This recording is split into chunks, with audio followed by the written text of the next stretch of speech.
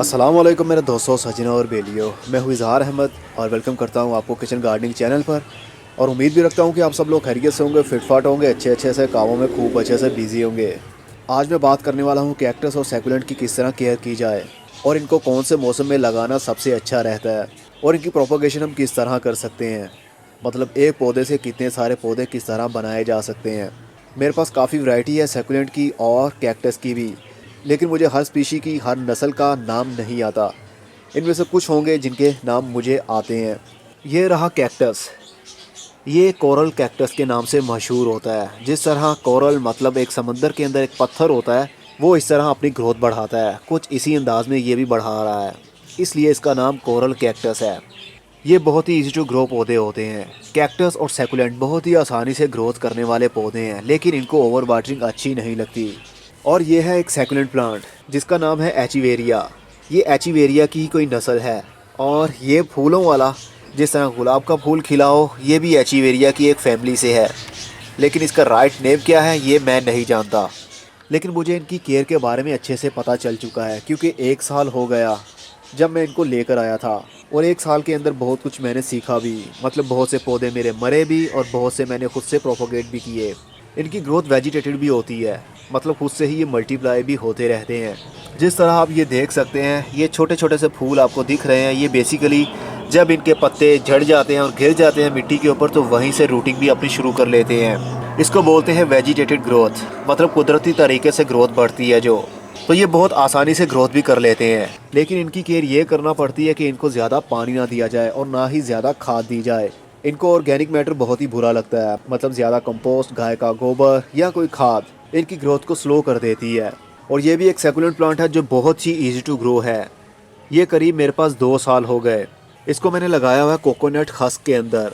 इसके अंदर मिट्टी यूज़ नहीं की, क्योंकि इनको ओवर वाटरिंग अच्छी नहीं लगती। अगर हम इनको पानी देते हैं तो वो मिट्टी के ऊपर खड़ा रहता है, तो रूट्स गल जाती हैं।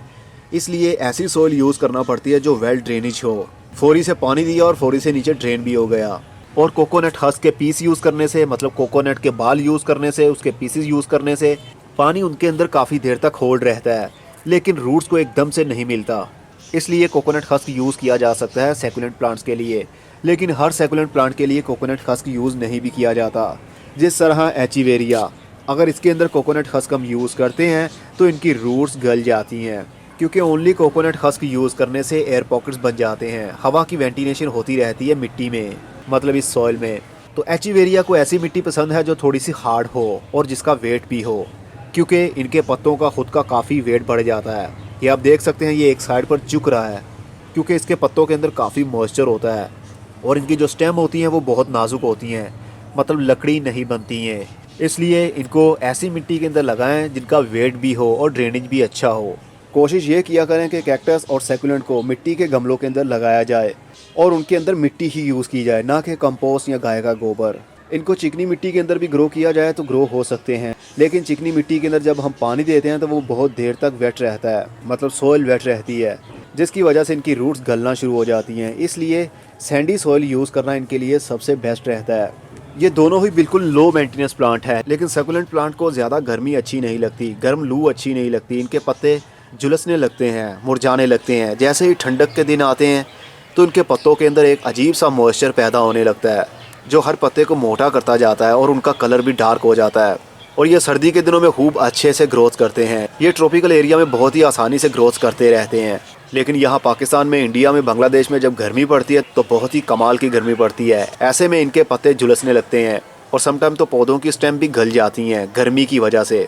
इसलिए इनको कूल एरिया में रखा जाए तो ग्रोथ करते ही रहते हैं। और कुछ सैकुलेंट ऐसे भी होते हैं जो गर्मी के दिनों में भी खूब अच्छे से ग्रोथ करते हैं, जिस तरह कैंचो।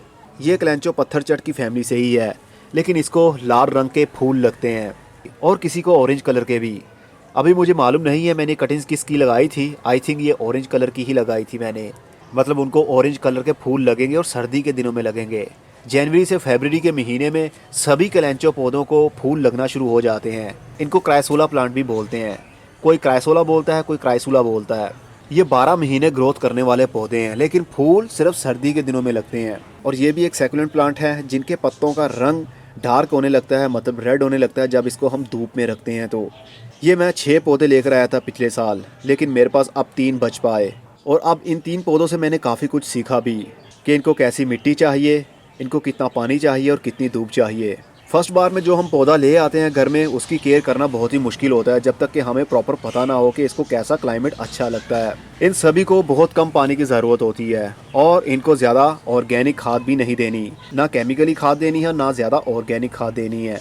मान लीजिए ओनली मिट्टी के अंदर, मतलब सैंडी सॉइल के अंदर ही खूब अच्छे से ग्रोथ करते रहते हैं। और एक ये भी सैकुलेंट प्लांट है, इसका नाम नहीं मालूम मुझे, लेकिन ये भी देखने में बहुत ही खूबसूरत लगता है। जब इसको धूप में रखा जाए तो इनके एजिस एरिया, पत्तों के किनारे लाल रंग के होने लगते हैं, जो देखने को बहुत ही खूबसूरत लगते हैं। देखने में इस तरह लगता है जिस तरह वेलवेट के पत्ते हों। और ये भी एक सैकुलेंट प्लांट है जिसका नाम मुझे नहीं मालूम, लेकिन ये भी कमाल का ग्रोथ करता है। इसको भी बहुत कम पानी की ज़रूरत होती है। इसको शेडी एरिया में रखें या धूप में रखें, खूब अच्छे से ग्रोथ करता रहता है। इनकी प्रोपोगेशन बहुत ही आसान होती है। सिर्फ टहनी को तोड़िए और मिट्टी के अंदर लगा दीजिए, कुछ ही दिनों में उनकी रूटिंग शुरू हो जाती है, लेकिन पानी बहुत ही कम देना है।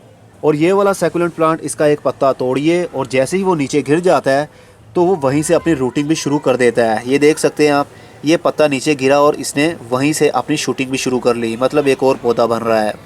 और एक पत्ता इस कैक्टस प्लांट के गमले में गिर गया तो इसकी भी रूटिंग वहीं से शुरू हो गई और ये देख सकते हैं एक और पौधा बन रहा है। ये बहुत ही ईजी टू ग्रो पौधे होते हैं। गर्मी हो या सर्दी हो, इनकी प्रोपोगेशन रुकती ही नहीं है, मतलब मल्टीप्लाई होने से ये बाज ही नहीं आते। एक ये भी लाल रंग का मेरे पास क्लेंचो है। इसको जैसे ही धूप में रखें तो इसके पत्तों के ऊपर लाल लाल से पैचेस आने लगते हैं, और अगर इसको शेडी एरिया में रखें तो ये हरे रंग का होने लगता है। ये भी मैं पिछले साल लेकर आया था एक गमले के अंदर। काफ़ी बड़ा पौधा था, लेकिन मुझसे ठीक तरीके से केयर ना हो पाई। ओवर वाटरिंग की वजह से वो गल गया और ऊपर वाली ये ब्रांच बची, इसको मैंने एज आ कटिंग ग्रो किया और अब मेरे पास ये ग्रोथ कर रही है। ये भी पत्ते से ग्रोथ कर सकता है, जिस तरह अभी मैंने आपको दूसरा दिखाया। ये सारे ही इजी टू ग्रो हैं, लेकिन थोड़ा सा ख्याल ये रखना पड़ता है कि इनको ओवर वाटरिंग ना हो। मैंने बहुत से कैक्टस और सैकुलेंट भी लगा के देखे हैं डिफरेंट टाइप की सॉइल के अंदर। जिस तरह ये देखिए, ये 2 हफ्ते पहले मैंने एचीवेरिया प्लांट को शिफ्ट किया इस कंपोस्ट के अंदर। इस गमले के नीचे फोम है और फोम के ऊपर 2 इंच की लेयर मैंने कर दी ऑर्गेनिक मैटर की, मतलब पत्तों की खाद की, और उसके ऊपर पौधे को लगा दिया। अब देखना ये है कि इसके नीचे जो फोम है, क्या इसकी जड़ें फोम के अंदर जाएंगी या नहीं। चलिए मैं आपको फोम दिखाता हूँ, कौन सा फोम है वो। ये वो रुई है जो पॉलिस्टर की होती है, जो तकिए में यूज़ भी की जाती है। एक रुई होती है जिसको कॉटन बोलते हैं, लेकिन ये कॉटन नहीं है, ये अजीब सी रुई है जो तकिए में आजकल यूज़ की जाती है। इसको अगर हम पानी के अंदर डिप भी करते हैं तो ये ख़राब नहीं होगा, बल्कि पानी को अपने अंदर होल्ड कर लेगा। बस यही मेथड मैंने यूज़ किया। गमले के नीचे सारी बेडिंग इसकी कर दी और उसके ऊपर 2 इंच की लेयर मैंने कंपोस्ट भी की और ऊपर से पानी दे दिया। बहुत देर तक ये अपने अंदर पानी को होल्ड रख सकती है। ये एक्सपेरिमेंट चल रहा है, उम्मीद है कि ये कामयाब भी होगा। और एक ये क्राइसूला, इसके पत्तों को पानी टच हो जाए ज़मीन के साथ, मतलब मिट्टी के साथ लगे रहें तो गल जाते हैं, इसलिए मैंने इनके नीचे मल्चिंग कर दी है उसी फोम की। ये फोम ख़राब नहीं होने वाला।